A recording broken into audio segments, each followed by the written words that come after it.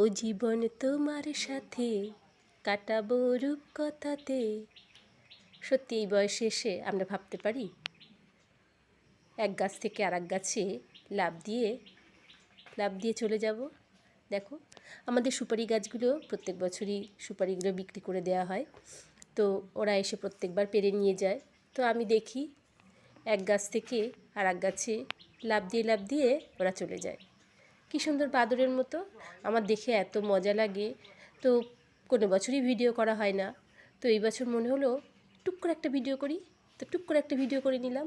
আর দেখো কী সুন্দর বাদরের মতো এক গাছ থেকে আরেক গাছে লাফ দিয়ে সুপারিগুলো পাড়ছে। আমার দেখে এত ভালো লাগলো, তো মনটাই ভালো হয়ে গেল। সকালবেলা চা খেয়ে দাঁড়িয়েছিলাম, তো ওরা আসলো, এসে বললো কাকি সুপারি পারবো। আমি পার। তো ওরা সুপারি পাড়ছে আর আমি দূর থেকে দাঁড়িয়ে মোবাইলটা নিয়ে ভিডিও করে তোমাদের সাথে ছেড়ে